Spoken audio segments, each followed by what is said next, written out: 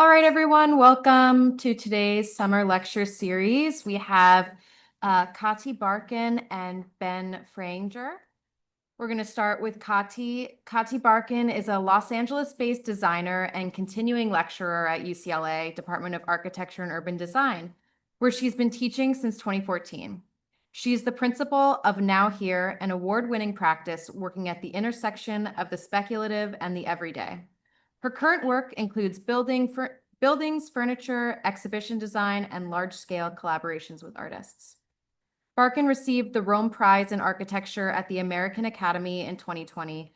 Her work has been exhibited nationally and internationally, including at the Venice Biennale, the UCLA and Harvard GSD galleries, and at the American Academy in Rome.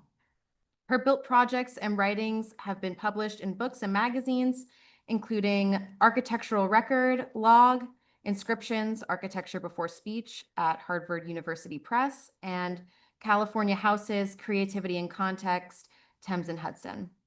Before joining the faculty of UCLA AUD, Katy worked at Art Forum magazine and taught at Harvard Graduate School of Design, where she also received her MArch degree. Hi. Thank you so much for having me. It's just a good vibe to be here. Two things to say before I begin. One, I thought I had an hour, but I don't. So I'm just gonna at some point start talking really fast, right? Like that we're gonna see how this goes. The other thing is that in the spirit of summer and the end of your first week and kind of discovery, I'm just going to keep this really informal and just tell you a little bit about what I've been up to, kind of my trajectory. I'm assuming you're all trying to figure out whether this is for you. So I guess I'll come at this kind of from that more personal perspective. So no high theory at the end of a Friday here. Or I'll do my best. So my office is called Now Here. I founded it in 2017, sort of shortly after beginning, or not so shortly, but after beginning my career mostly in teaching. So I've been teaching since 2012, first at the GSD and now here at UCLA, where I teach undergrad and grad studios. This is probably the kind of stuff you guys are up to now. So this is just like a selection of the kind of student work that we're doing here at UCLA. This is the undergrad studios where we're really thinking a lot about housing and form and kind of organization, how two different groups of people might live in a single house and how to bring that into like a really reduced idea about architectural elements. So you'll see some of these themes also when I start talking about my professional work. And then this is sort of where it scales up into the grad studios around housing, et cetera. So this is sort of, I'm not going to really give you a talk about teaching because you're experiencing that already in your work here. So the way that I've been situating my practice most recently has a lot to do with what it means to practice here in LA.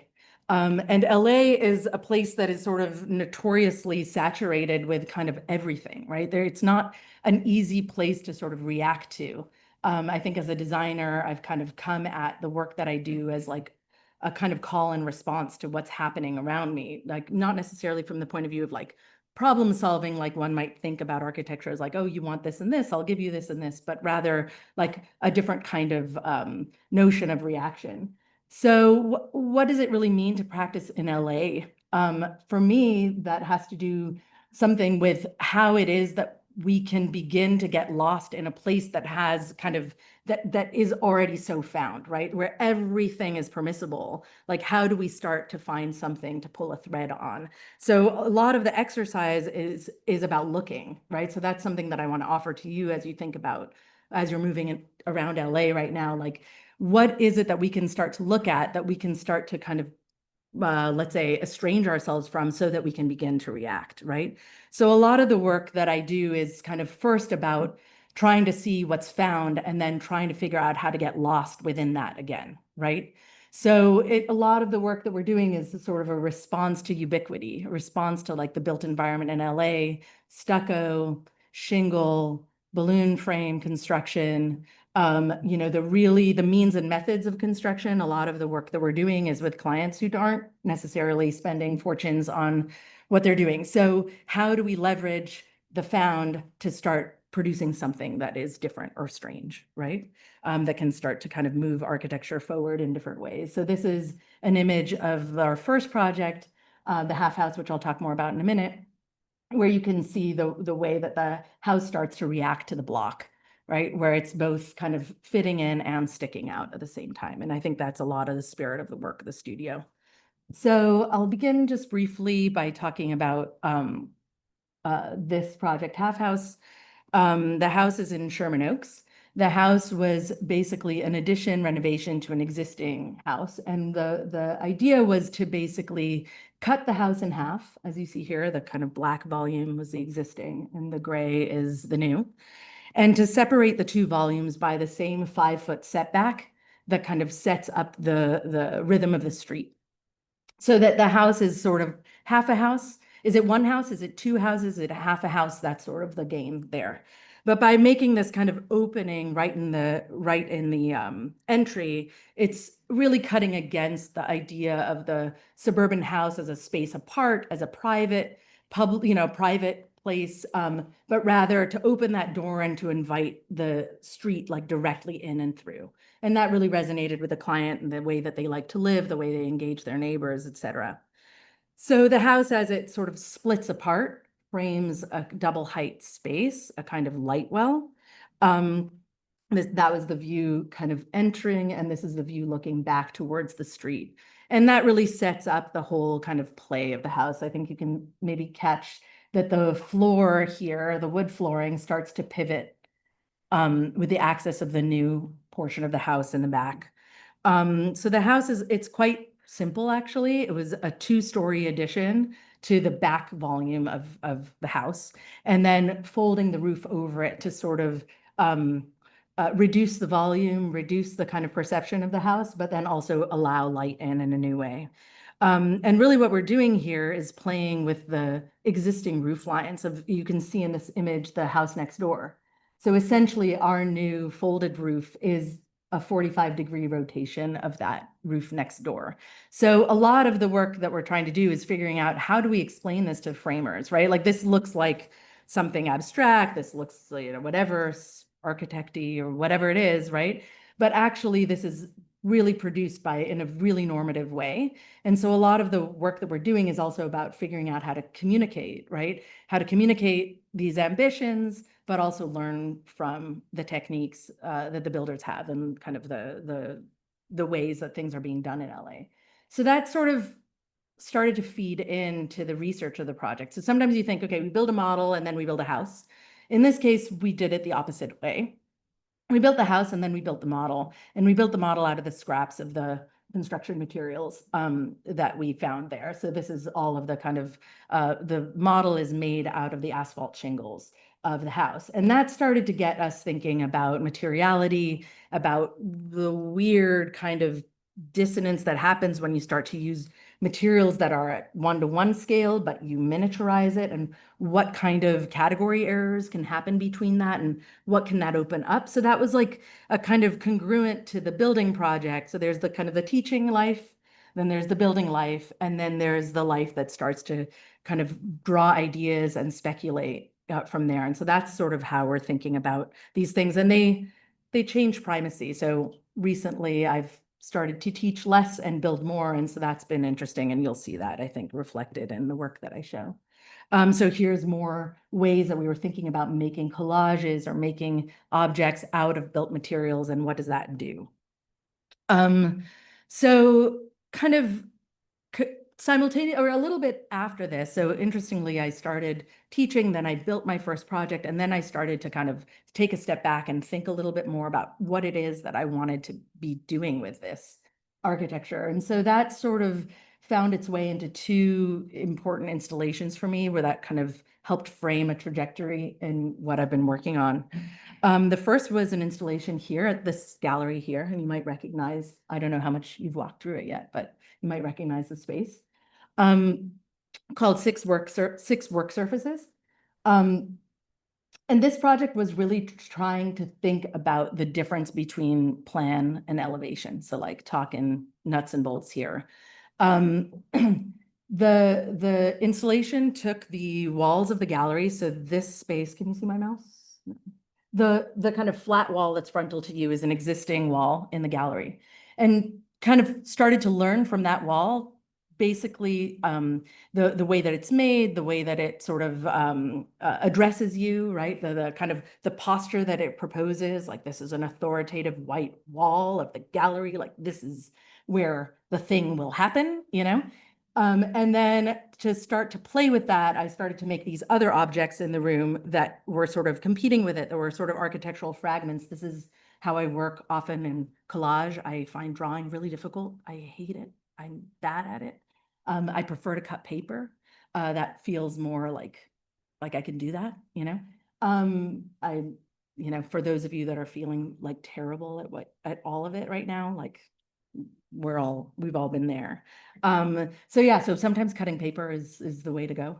So here's like these experiments in like what these walls could start to do, but that sort of didn't feel like enough. And so I started to think about like, well, if the walls are doing this, like what could the floor be doing? And why does the floor always have to follow the wall? Like why are those two things related to one another? What could plan do that elevation can't? And what can elevation do that plan can't? So I started to play around with casting shadows and playing with these ideas about kind of the actual shadows versus projected shadows. These are all heady architectural games, but it ended up opening up opportunities for thinking about how one might occupy space in more than one way at a time, right? That the plan can do one thing and the wall can do something else, and that might loosen our expectations of space. And maybe the carpets are these like red, feminine, soft, you know, weird things, you know, where you want to take your shoes off, and the walls can stay really formal. And what does it mean to be in a space that's doing both of those things at the same time, right? So this was sort of the beginning of some sort of inquiry into how architectural power, right? Like the power of walls or monuments or things might start to get eroded or problematized or multiplied by thinking about other competing forms of space making, right? And materiality. So that's what led me to Rome. So in Rome, I was really interested in taking on like the monument, like if there's like an image of architecture, like the thing that architectural form is, or like the most formal thing I could think of, it was the obelisk, right? This totally mute, enigmatic. You guys know what an obelisk is? These like pointy things. Rome has more of them than anywhere else in the world. There's 18 of them in Rome. But when you start to excavate, like what is an obelisk? There's like, you know, it's in the literature and in drawing. It's been a starting point for so many forms of thought, right? So many epistemologies like start there: language, hieroglyphs, mysticism, you know, eroticism, engineering. The whole forms of engineering descriptions started with the moving of the Vatican obelisk. So there's lots of things that begin with the obelisk. So they are not at all this singular form. They're actually really multiple. So that was sort of interesting to me, in how one could like refract or find multiple forms within this one form. So again, starting with collage, which is sort of my comfort zone, and then arriving at an installation in the American Academy Cortile, where I inscribed the Vatican obelisk 1-to-1, horizontal and stretched in fabric made out of scaffolding netting in the Academy courtyard. And what you see in pink below it are gravel pavers that are painted in a kind of cardinal pink, which is the cast shadow of the vertical obelisk. So here's another view of this sort of hovering light, like it was really moving in the wind, very, very soft, hollow. I think there's a sort of, if it's not hitting you over the head yet, there's a kind of feminist and a queer critique of monumentality that's starting to happen here, as well as the question of like labor and form. The materials that this is made of are all found and sourced within the like gardening shed of the American Academy. So like one could argue that the most monumental materials in Rome are all of the scaffolding that's like constantly kind of supporting and maintaining the monuments. So what does it mean to like invert that and use that as a language for monumentality? And here's another view of that. So all of these together, I think, started to like cohere a kind of an agenda or a set of questions for me. around multiplicity and how might architecture do more than one thing at a time, and how could it both assert itself and undermine itself at the same time, and what would that do? So really, it was like kind of time to put my money where my mouth was. And so now I'm going to kind of move into like a set of recent commissions, both completed and ongoing, that start to fold some of these things in. Has it been like an hour? No. No, okay. You're doing great. Okay. You're at 11 minutes. Okay, tell me when I hit. Okay, because this timer started like an hour before, so it doesn't tell me anything.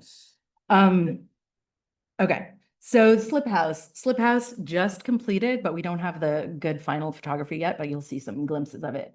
The Slip House is a house in Los Feliz for a family, young family, that starts to look at like how these kind of slippages between materials might find its way into an architectural space, into a domestic space. So really simply, this is the what was existing. So there was the main house, then there was like a 4.5-foot setback to this small ADU structure, and then there's a garage. So the project really was about connecting the ADU and the house, right, with a kind of a plug, all in all 300 square feet of like wedge shoved in there, to bring that whole house together. But the consequences of connecting them meant really kind of starting over on the interior. So here's a kind of overlay of a material. This is a little earlier in the project when things were more exuberant, let's say, like some of those diagonals got value engineered, but I think for the better.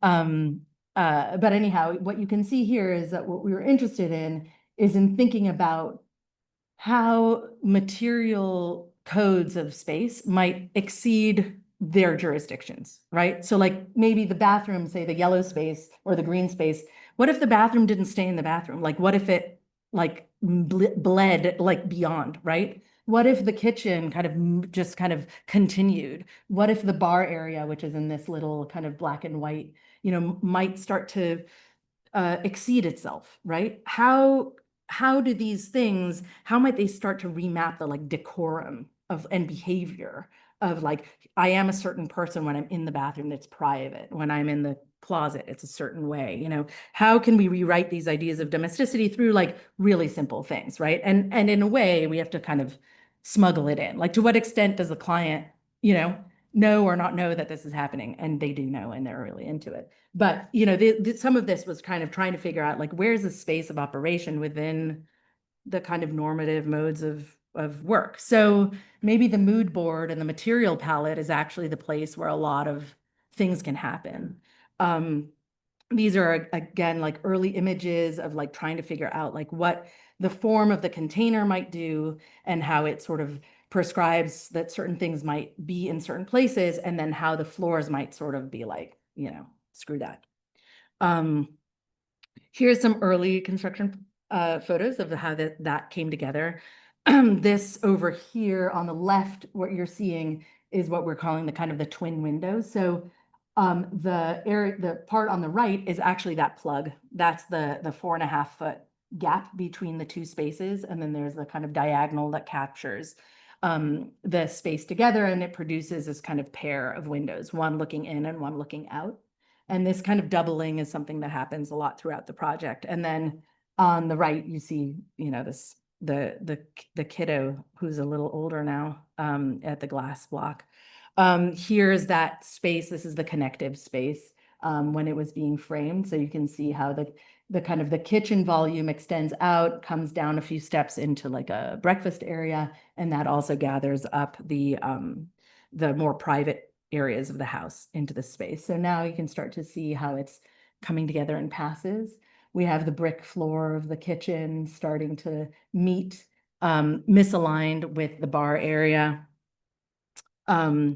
This really brought us into a whole new set of questions in the office around like material resolution. You know, up until now, we've been working with like larger formal moves, but now it's like, oh shit, all right, we're working with this module of brick, but the stair is a little too big. And what do we do with that? And then we have this diagonal, and how are we going to deal with that? And that ended up producing us all these joys and pleasures in kind of thinking about how we might inscribe these other orders of detail and so on, and how we think about cutting bricks and when to cut bricks, etc. And so here's sort of that recessed breakfast nook. There's the twin windows with the kind of wainscoting is showing the kind of the datum of the house as it steps down. Here's the bathroom and how it's starting to come beyond the kind of room, but we have our little, that was our early material model. I think we kind of hit it, like it turned out. Sometimes the things you make in a model like actually get built. This is the 4.5-foot space. Like this is essentially what the whole project comes down to. This is just that bathroom, a really skinny, long bathroom. I kind of love how in the leftmost image, the gloss of the tile ends up doubling the window again, but in the other direction. So these are kind of things you discover when you're building and when you tune in to sort of a material. I think in the image on the left, in the right, it might be hard to see, but the ways that the tile is starting to slip out of the room, the carpet comes in. I don't know if I have a photo of that. Yes, here the carpet is coming in. Here's some more details of how the kind of material is starting to intersect in the corridor, etc. So in this house, it was sort of swinging to like a really close view, right? Like the ways we could operate were limited. And so really trying to tune in and develop a set of expertise and attitudes about material transitions has become like a really important tool for us in how we're thinking about this. And then it's also been, in a way, we realized, I'm saying we also because Laura Grambone is here.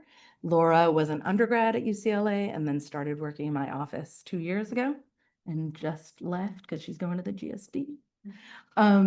So Laura was heavily involved in this. But we realized at some point, I guess we're maximalists. Like this marble, like we just couldn't get over it. It's like the last remaining slab of this marble from France. Anyway, here's some of the way this is coming out to the outside. We're starting to work with a landscape architect now and kind of continuing this idea of the kind of slipping and sliding of materials. The exterior is all stucco, raked up to like a datum line so that you can read the way that the house moves down the hill, so that it's kind of becoming more and more raked as you move towards the back of the house. Yeah, so that's a house that's they've moved into. It's kind of a little bit sad. Or like, oh, we don't get to go there so much anymore. This, however, is like well underway. This is a house that we're calling Under One Roof. It's changed. Rough House, 123 House, I don't know, names. The curious thing about this house is a house in Echo Park on a really steep lot.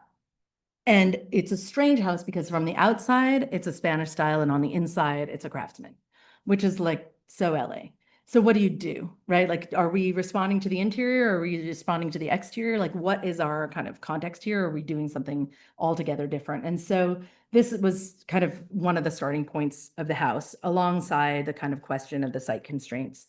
So this is the existing house in the big area, and then that's the garage right there. And we knew that we needed to add a 3-story addition on the back, an ADU, an extension to the living areas, and a primary suite upstairs.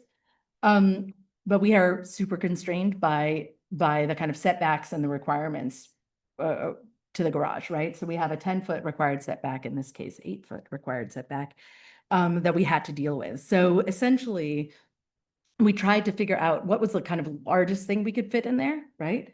And how were we going to start to like, use the constraint there to activate the project? So essentially we added the volume, the rectangle, the larger rectangle is the ADU, and the rotated rectangle is the primary suite above. And then the house was going to be the kind of sandwich in between. And so we pinched in there a kind of 90-degree stair that just got that rotating just enough to the site limit there, so we could kind of get something as large as possible in there. So essentially that created this sort of wedge of space in between the two orthogonal figures that was going to be the kind of moment of the house where this connective kind of stair is. From the outside, we were really, again, interested in thinking about stucco and the kind of roughness, all of the different degrees of resolution that stucco can achieve, from like the gnarliest flagstone, like River Rock, LA, 60s, 70s, Park Service meets the Valley, right? Like this is where we're at, kind of trying to reclaim some of the abject associations of stucco and balloon frame construction and really kind of find a new language within that. And then alongside that, to play with the idea of the Spanish style, which is the stucco, right? And the craftsman, which is the gable roof and the dormer. And so this is an early study model looking at what that might look like. The rotation of the primary suite above produces these kind of moments of planarity and moments of kind of pivot, bringing light and views and all of these kinds of questions. So these are different views of the project. So again, here's like the kind of story of like what we were thinking about in terms of materiality, like rather than to try and sort of quote unquote elevate and whatever, like, no, like let's just find a way to work within the language of LA to develop a new set of kind of positions and views of that. So here's a plan of the ADU. So you kind of descend the site on the side. The ADU is not connected internally. It's grandma's also funding the project. So grandma has to have a nice place to live, or partially. And that's at the kind of garden level. This is now the main floor. So you see the original main entry over there, and then the entrance from the driveway, which is in LA becomes almost primary, right? So for us, it was about kind of creating two entrances to two different kinds of homes. And there you're entering into this kind of pivoted volume of the staircase, which brings you upstairs to the primary suite and a hangout space above. Like that's a kind of den area for the kids, which you'll see a little more in photographs.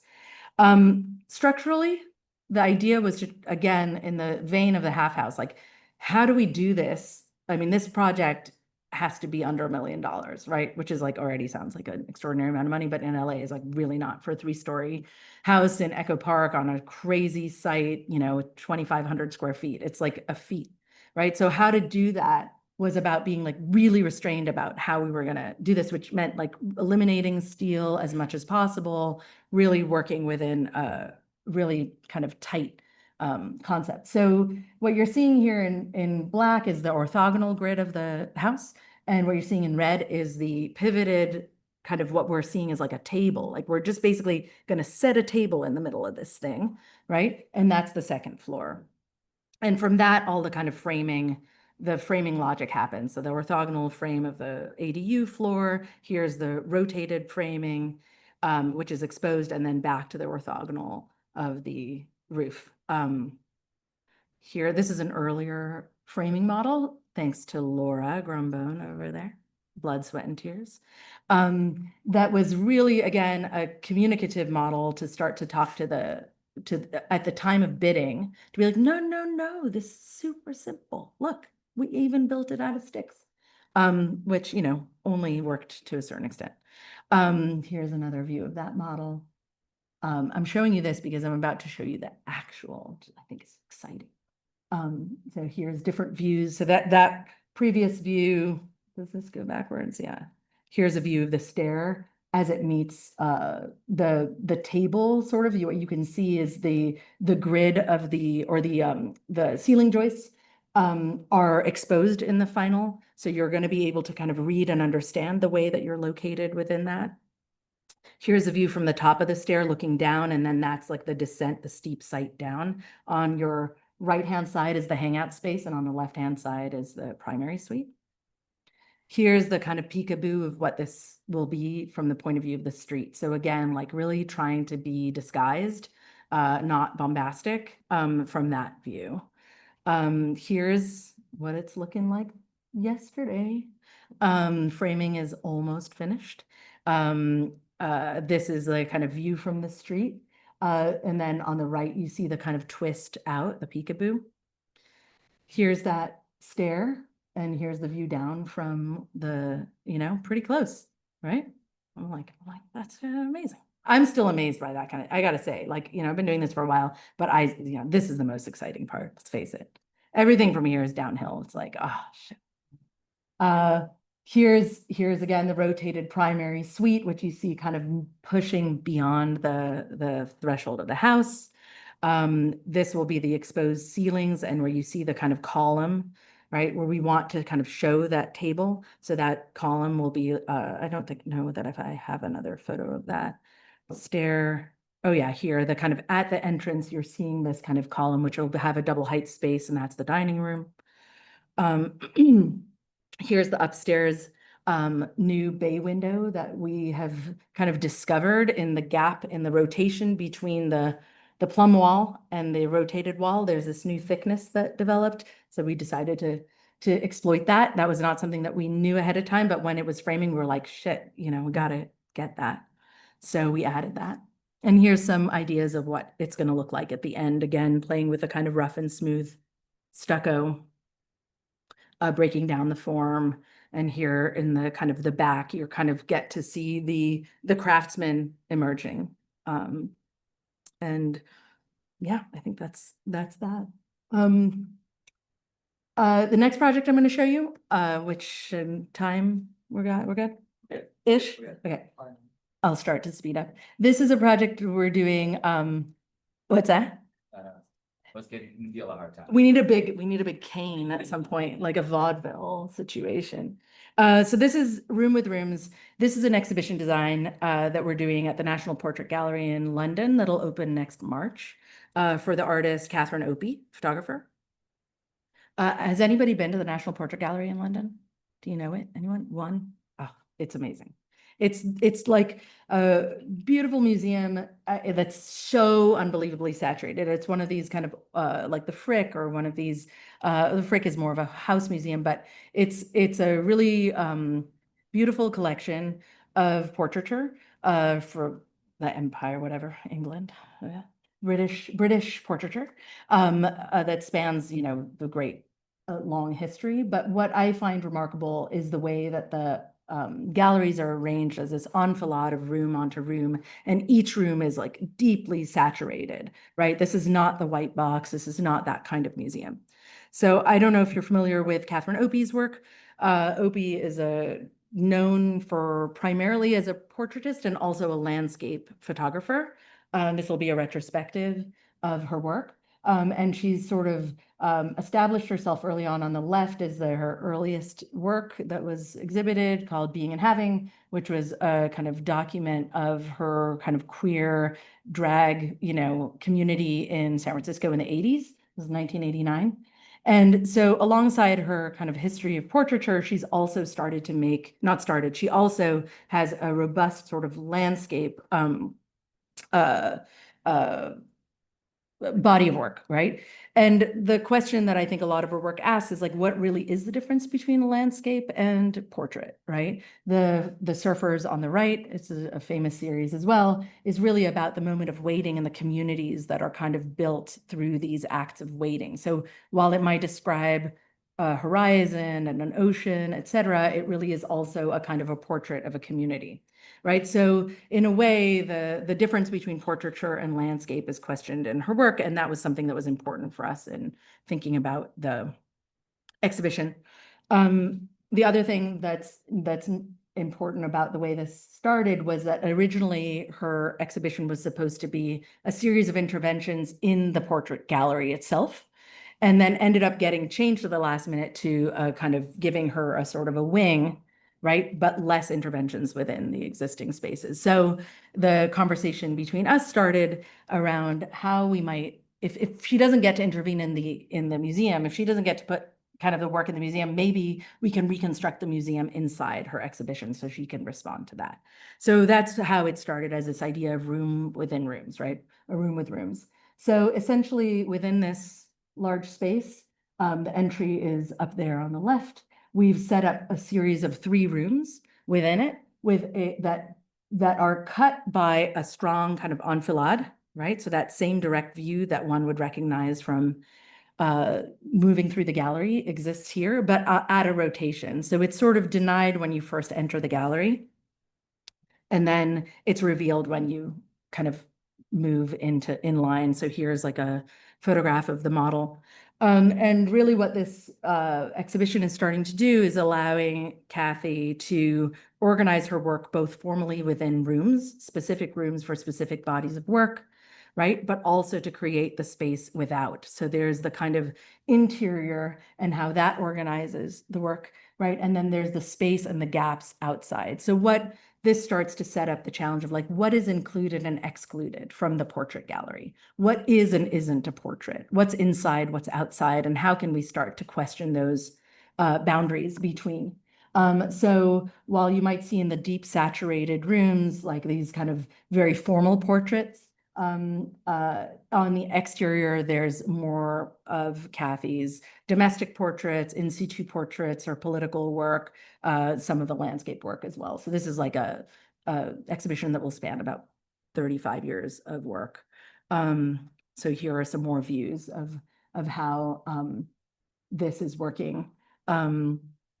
I think one of the things that was important to us as well was to start to deconstruct the room, right? To start to push the room against the perimeter walls, to start to blend and blur, like what is the outside and what is the inside, and how do these things kind of come to meet? So that comes to bear on these sort of moments. So the first room is a pure kind of square. The second room starts to get pushed up and starts to get kind of like come up against the formal, the kind of the baseboard, the marble baseboard, the perimeter of the museum, right? And how that seam is going to work. And then in the final room, how that's totally sort of eroded completely. And I think some of the ideas there are also about thinking about inclusion, exclusion, queerness, and kind of how the kind of the confines or the bounds of the museum do and don't hold certain kinds of bodies, certain kinds of subjectivities. So this is another view looking back. So this produces all kinds of opportunities for views. I'll leave it at that. Really briefly, good, we're done. All right, I'll just tap some. This is a recently completed project that's just got built. Bringing in some of these ideas, and here's some, these are the last two slides, like work we're doing right now in the office. And that's it. Thank you.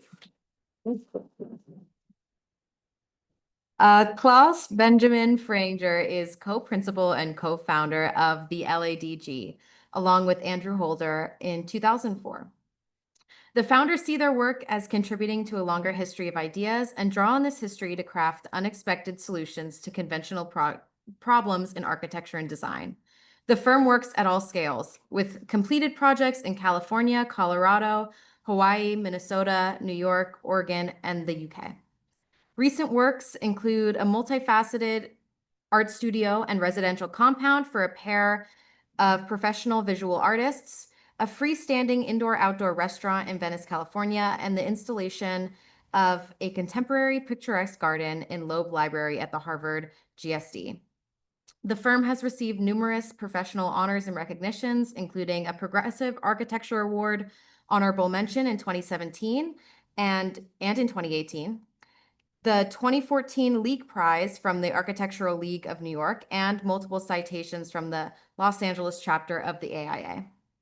Mr. Freyinger's design interests include the repurposing of architecture of the late Baroque for contemporary audiences and building relationships between architecture and fine art practice. He has held positions at Moniz and Partner Architects in Munich, Germany, and Cohn Pedersen Fox Architects and Planners in New York. He holds a BA in art history from Boston College with a minor in fine arts from the Ludwig Maximilians University in Munich, Germany. Benjamin received his MArch from the University of California, Los Angeles in 2005. Prior to working in the field of architecture, he gained fine art curatorial experience working for the Peggy Guggenheim Collection in Venice, Italy. All right, take it away. Thanks for that intro. Thank you, Yulia, for the invitation to come speak here today. I'm I'm going to do this a little bit formally. I like writing, so I'm going to read this just a tiny bit. And warning, this is a little bit of a recycled lecture, but I think it's well suited to the content and the stuff that you're working on because it really represents kind of a super heterogeneous swath, try saying that, of our work. Great to also speak here with Katy. We have a history of speaking at each other very aggressively in this place, with each other, with students, and it's always super interesting. So I'm thrilled to be doing it again. It's been a little bit. I am Benjamin Freyinger, co-principal of the Los Angeles Design Group, the LADG, and I'm going to speak here today about the work of my practice of over 20 years here in Los Angeles. My partner and former AUD classmate and co-founder of our practice, Andrew Holder, is in New York, so he can't be here today. Hopefully the work will provide adequate reflection of his contributions. It should all make sense to you. So the LADG is a collaboration. We collaborate on all design work, but that's really just a subset of a larger collaboration on the project of making architecture. That one involves a long list of people which extends beyond just 2 kids who graduated from AUD in 2004 and formed a practice. So I'm actually going to speak under the banner of collaboration here today because it's both a longstanding question that we receive about our practice and an increasingly urgent concern at every scale of our work. Box is the thing that holds everything together, both the conceptual agenda of this talk and the projects I'm going to show you today. I have 4 projects and 1 loosely formed idea that I'm going to try to race through here. As our practice grows, we work with people who are increasingly unlike us. Our clients, their staff, and our staff and team are becoming increasingly diverse and larger in number. And this growing difference is happening at the exact moment that collaboration has become the word synonymous with working together. In 2025, it seems everyone is collaborating. Our point is very straightforward. There is a direct relationship between the design work produced by our practice and the way we collaborate. We would say that the design structures and directs those collaborations so that while our professional world is expanding for the last few years, the majority of our cumulative design energy is much more pointed, directed towards a single form. Our recent projects are all elaborations of the box. This is how we see the box.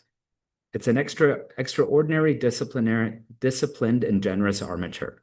Its surfaces are fixed in advance, and these collect and direct toward common enterprise in an extraordinarily diverse set of people, ideas, and postures. The box is democratic in the sense that everyone understands it at the end and even at the beginning. It can be understood at face value, yet there are deeper readings.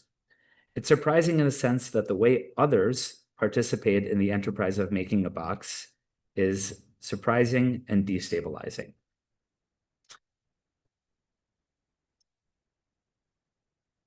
A lot of clutter up there, a lot of stuff. You left a lot of stuff cut. I think we have a lot of stuff going up here.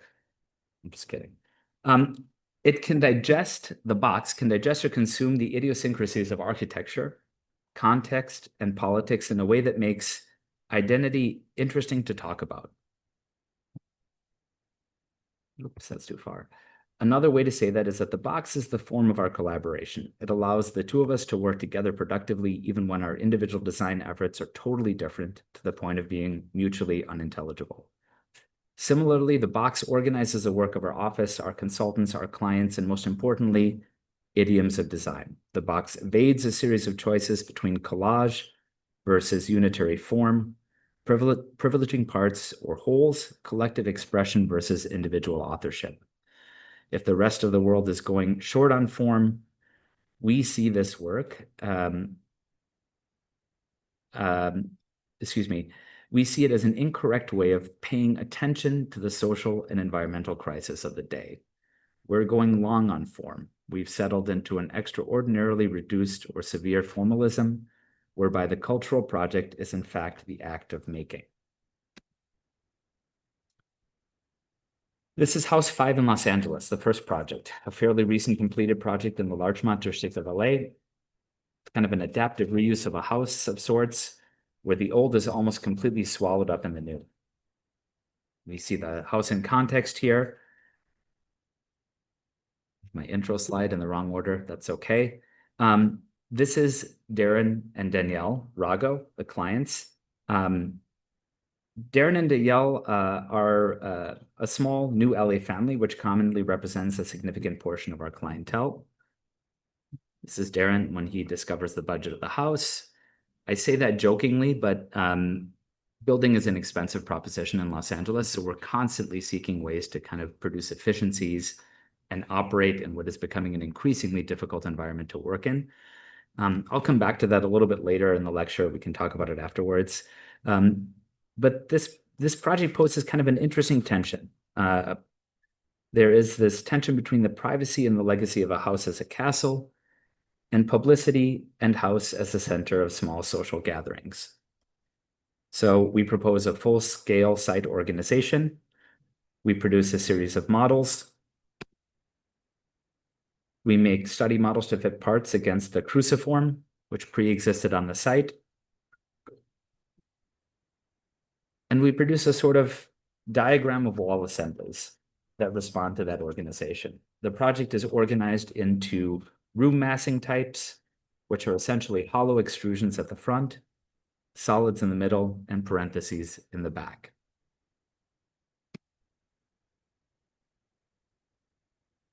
Room types contain the living program, bedrooms, home for appliances, living room, etc. Roofs regroup these. We organize parts around an empty center. This proposes unsettling conventions. The middle is a void. The void is also a box.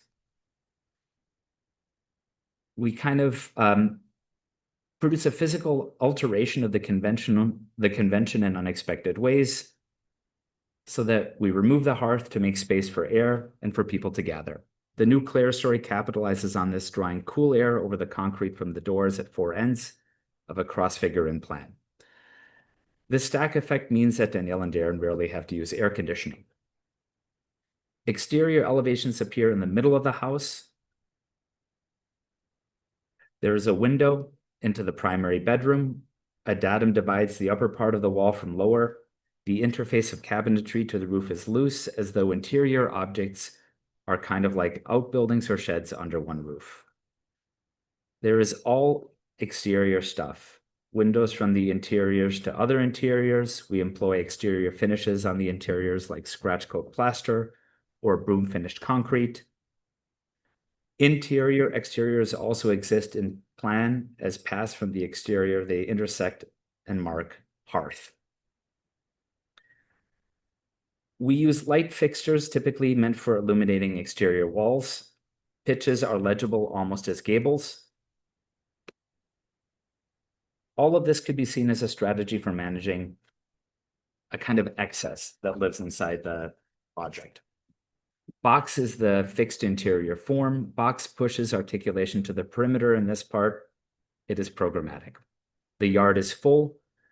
There is a projection of a lower roof over the pool. A window that opens as a 6x6 door passes through, and deep eaves at each side of the recessed door produces a vestibule. In part, this is iconographic. The resolution of the axis is a series of familiar pitches. We make accommodation to the context and the bungalow vernacular, dealing with the exterior elevations, rhyming with the surrounding neighborhood.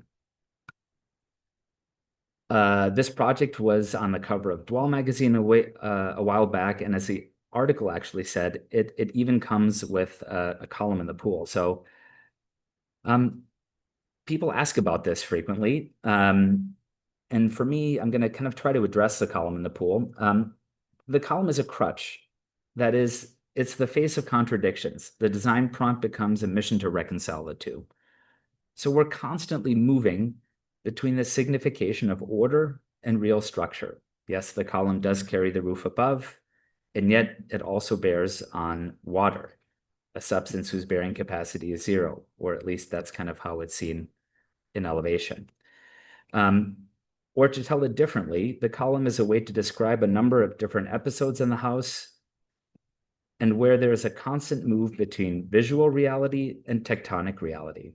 As they move back and forth, they are also working to organize the plan and the section. The visual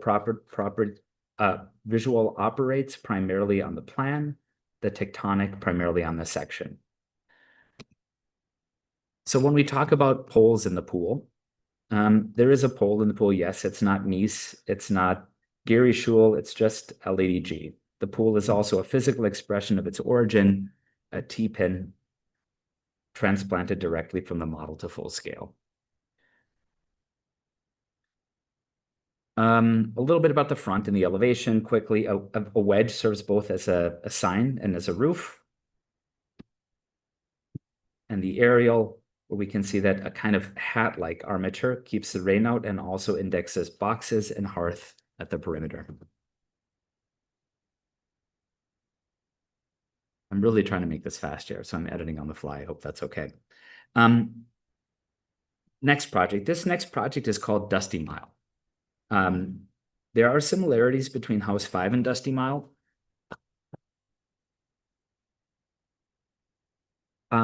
There's kind of an emptiness at the center in both of these projects, right? So this time it's the residuum between two exteriors. Here's a bit of context for this one. This is one of two pandemic projects I'm going to talk about today. It's early in the pandemic. We're in quarantine, and I escaped to the desert to visit two close friends, Patrick and Daniela here.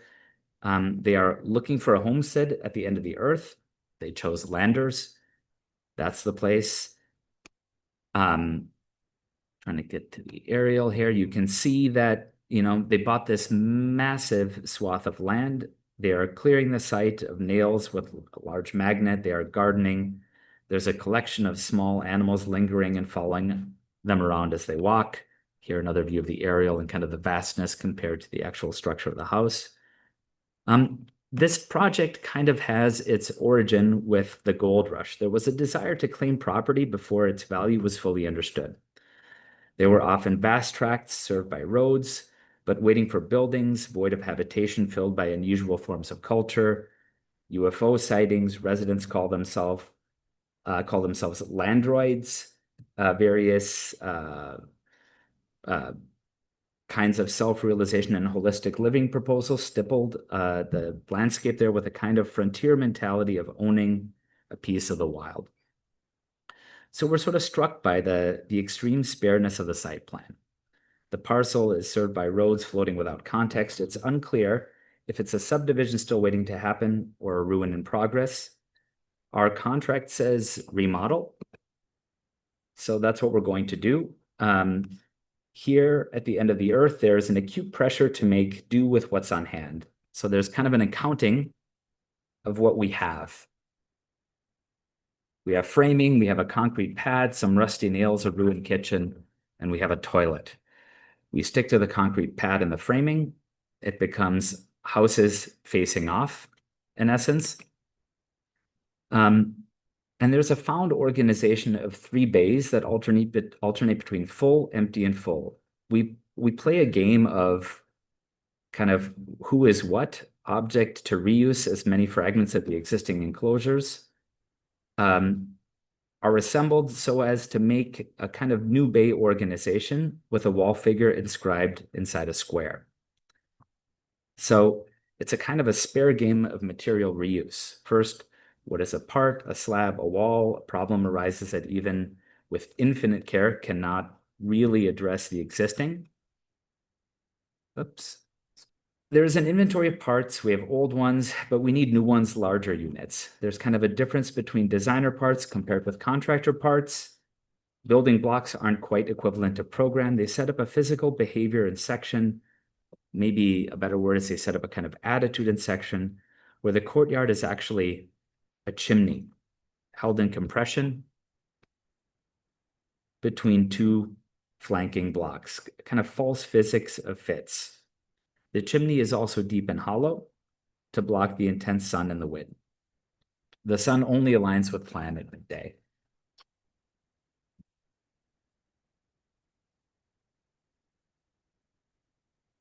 So skipping ahead to the plan is kind of a slalom on the left side from kitchen to bedroom. The right plan is an enfilade loop.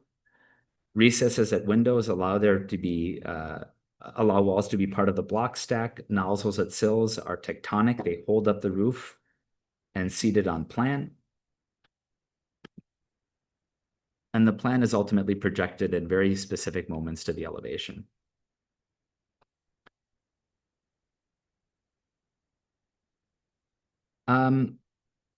So this next one is called House 1 in Los Angeles. Relating this back to Dusty Mile, this one came first for us, but some of the plan section relationships are similar. That is, the plan organization is projected through the physical features of the house. But this one starts with a grid. Andrew might say there is a grid, to which I typically would respond, there is no grid. But using the box as a form of our interaction means both statements turn out to be true. So it's a grid where the cells are squeezed in at their edges by parts, a kind of obscene, kind of off scene that we found on site before we looked at the site more closely. The clients, who are two artists, intend to live here. They've recently moved from downtown Los Angeles and are kind of staking their first claim of private ownership out in the wild, so to speak, although this one is kind of at the top of Mount Washington. But the place that they bought would be called, I guess, a ranch style in Los Angeles, from a kind of moment before Skid Row was so entrenched between residents and the police. So they decide that they've had enough of downtown and they move here and they buy this thing. And we're commissioned to produce a studio. We'll skip again and edit a little bit more here. This project coheres because it's on a flag lot. One of many lot types common to Los Angeles that each tend to produce a unique living scenario, or at least that's our contention. So the site is landlocked, context is dense but relegated to the periphery.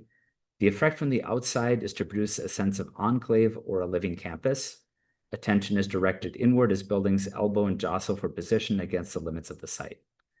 We immediately understand that this lot has unique powers in terms of ordination.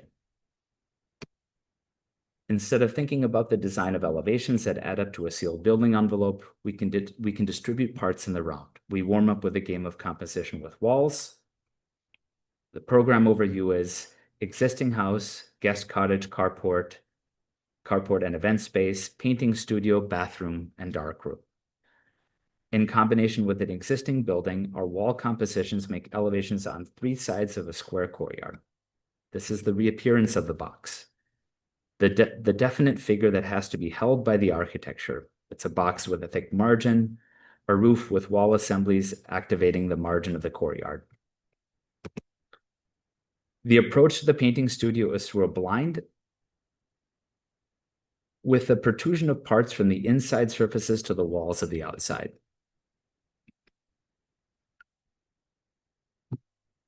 The approach to the painting studio, the approach to the carport by comparison in the event space is a descent between parallel walls. A common thread for this, for us, is to trade tectonics for organization. So tectonic elements go from being solid and isolated to something bigger that impacts the plan.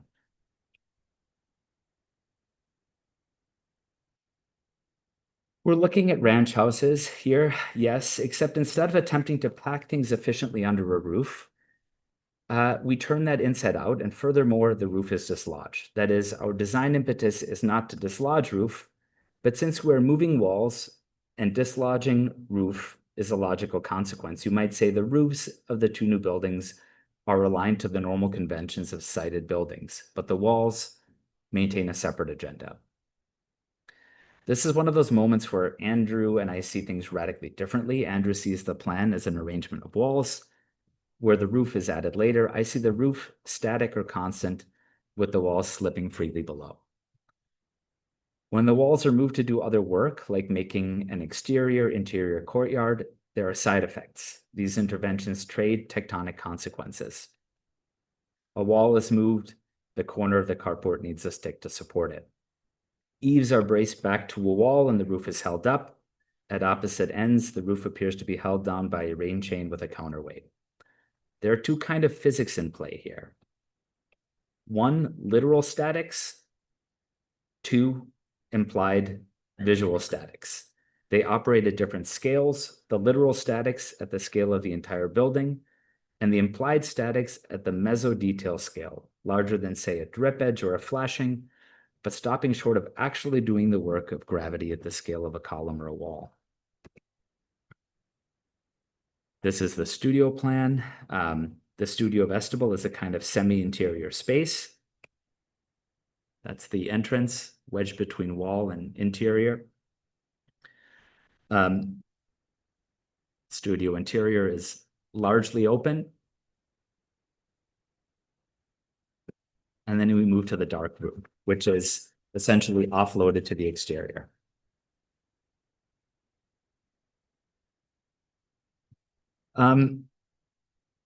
So that brings us to this little one here. This is LACMA. LACMA, or Eternal Medium, is a composition by the Los Angeles County Museum of Art for an exhibition at the Resnick Pavilion, which opened August 20th, 2023. It was curated by Rosie Mills, the Gilbert Foundation Associate Curator in the Decorative Arts. We were very fortunate to be working with Rosie on this. It's almost an ideal misfit of personalities, or a perfect fit of personality. We've become close friends ever since and talk a lot of nonsense consistently. So this was kind of a real treat to be working with Rosie here. We were commissioned as exhibition designers for a show at the Resnick Pavilion. It's a single-story building designed by Renzo Piano for the students who haven't seen it. There's a lot to see at LACMA these days, but I would also point you back to that one.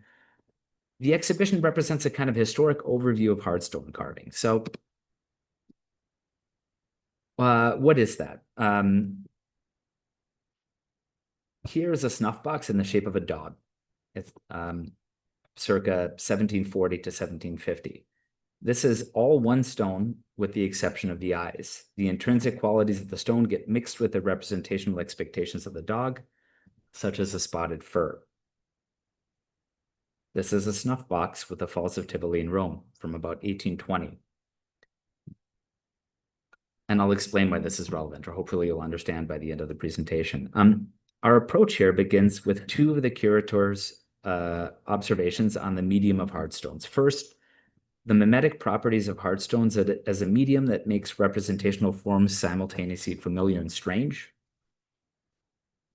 Second, they are a constant medium, but one that over centuries has produced a dazzling diversity of artifacts across radically different scales and uses. The box here functions as kind of a lost wax remnant. That is, it organizes the center of the space, but it, I would argue, is not easily legible in the final. The collection of objects falls into 9 curatorial categories. There they are. Fooling the eye, hard stones, sourcing specimens, seeing images, manipulating multicolored stones, logical categorizations with wild mix at the level of viewing habits. So we employ a 9-square grid as a kind of curatorial container. Artifacts are sucked to the boundaries. This is a sort of lost wax version of the grid again, as I pointed to previously in the center. I would kind of call this a 9-square grid described by a decomposed box, or rather a collection of decomposed boxes. To build up this reading starts with an abstract plan, and then as the project is realized in 3 dimensions, it appears almost as pieces of torn boxes replacing the lines of the plan. We have differing opinions about objects, how they are reminiscent of a process which is typically intricate and multivariate. You might say that we have an ongoing argument internally. I see this as deconstructed. Andrew sees it as the process of construction. We often jump scales, and if there is some other kind of sense of setting things side by side, then model is the place where we explore these relationships. So artifacts here, as represented in the models, would work as part of a series of details of assembly that make things stand up physically. Artifacts act as participants in the physically assembly of the scene, so they reinforce viewing relationships, i.e. the Pope's head, as seen here, or the small case, which is difficult to see, but where there's kind of the gesture of serving up a snuff box on the projection of the skewer. Looking back to this. So we are specifically interested in a flattening of this relationship so that architecture might join the audience and vice versa. I think upon seeing this, a visitor framed in one of the cutout windows here, my partner Alex commented, that man is a picture. In other words, this is not a photograph of an object surrounded by many viewing subjects. Rather, it's a portrait of a subject, another subject, another subject. It's a picture of an audience plus one. The exhibition aims to heighten this by simultaneously organizing the context into categories, but it makes oblique shortcuts to make new associations which defy conventional temporal and categorical organizations. I sometimes describe it as a kind of flattening of the globe. You get a distortion, and it's this flattening that produced the tears in the organization that allow for the exhibition to exist as a gridded organization. So you could be, let's say, in Italy, or simultaneously on the other side of the globe, and in flattening, we can have an adjacent relationship between objects in the exhibition. So object by object, region by region, the design of the show accumulates to a larger scene, full of articulated cabinets and carefully detailed walls. The gallery is reminiscent of the grand interiors that were the original homes for many of the objects on display. The black on black color scheme abstracts this association. It is equally evocative of domestic and religious settings, modern or ancient, across many parts of the world. It neither belabors familiar iconography, nor does it reject it.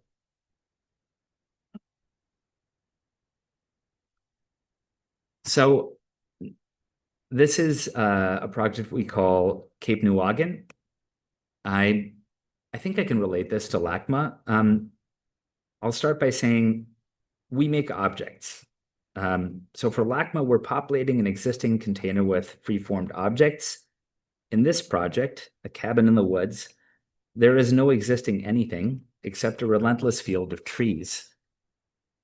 So the project becomes about needing a container to work on this problem. The building envelope gives us that container. This points to a coincidence between the internal problematics of the office and the circumstances of the project. Build the box itself, or build a box inside of a box. This was another pandemic project based on an impulse to flee the city and live on an island, which, by the way, we never did. But we bought a 7-acre site on Southport Island, adjacent to the town of Booth Bay Harbor. It's since been enlarged to 10 acres. There's a loop road around this island marked by a general store that sells just about everything. And that's it. The project sits on partial wetlands, which is also a bird sanctuary in the center of the island. This leaves only a small buildable area in two shapes, a stripe and a little dot of space. It floods seasonally, and we have to employ wetland protection. So from the outside, the main building looks like a prototypical cabin raised on skis, a stretched version of a conventional footing and stem wall. But the interior is distinct. In plan, we fashion the walls in the interior to make relationships to each other and to the container. Or there is a domestic plan whose job it is to make the basics of shelter, and it uses rotation to apprehend views. That is, rooms are oriented towards things outside. We study this, as always, with a lot of plan models, and there is an Undercroft plan that can be seen kind of projected underneath this, whose job it is to reach out into the landscape and break down or make porous the relationship between inside and out. This plan is organized by the notion of boxes unfolding across a horizontal surface. Kitchen is squeezed in between these two equally sized living spaces. Living is contained in the U-shapes, 3 sides of a 4-sided area oriented towards openings. Bedrooms are pinched between folded and walls and perimeter. Level by level, we made different relationships to the ground. There is kind of a discrepancy between this image and the initial. That's for good reason. We changed the design and we started rearranging the stem wall. So there's some relationship between the plan and the vast expanse of trees. This happened late in the design process, as it often does with us. So you get a cabin in the woods problem. You go to the woods, you insert yourself in nature.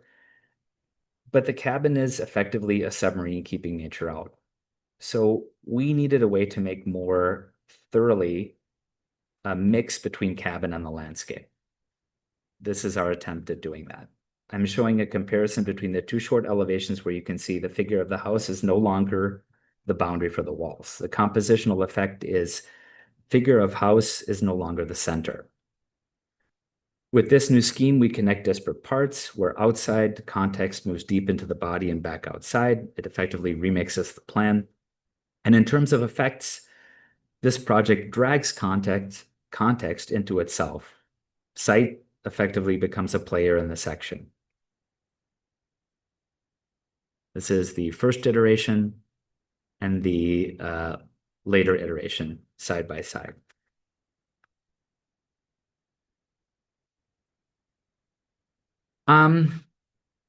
We're not exactly sure why this is a litmus test for a good section. This whole idea of bringing the inside or the exterior up or the inside down into the site.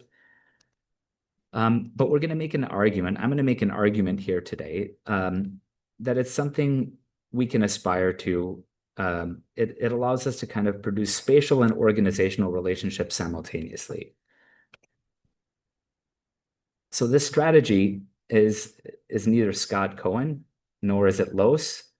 I would argue we're looking at Tel Aviv here and our iconic Los project that we reference too much, Willem Muller. It's a hybrid derivative of a very particular process. For example, with Scott Cohen, it's the hidden core of section, where section is meant to reveal. And with Los, there's an insistence to develop the section as a spatial sequence with a clear beginning and an end.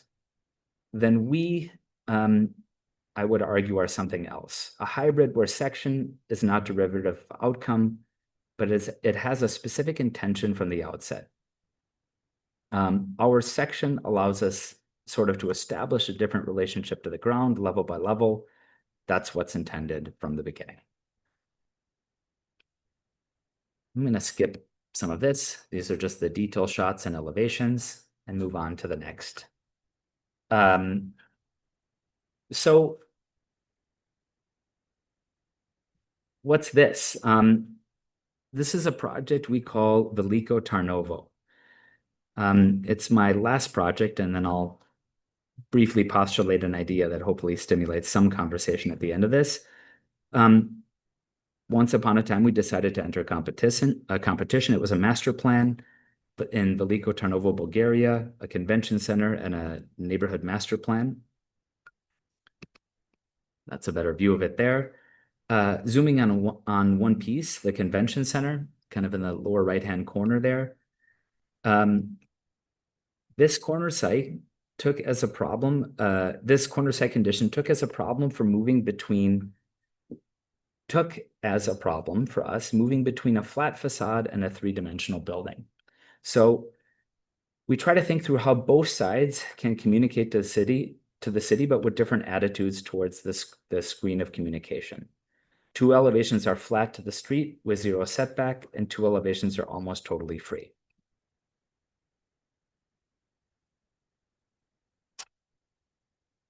The question is not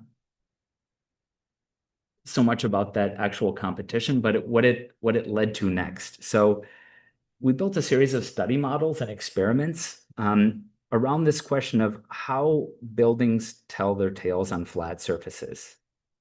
That is, if the convention center projects itself to an elevation, how can the matter and the mass of a building do this at the scale of a model or at a full-scale piece of architecture? So the answer is we make an ad hoc physical stack without using glue That part is important to the physics. The physics of assembly are literal. The projection physics are implied, not unlike the pool in House 5. So in effect, this is a piece of research that preceded some of the projects that I showed previously.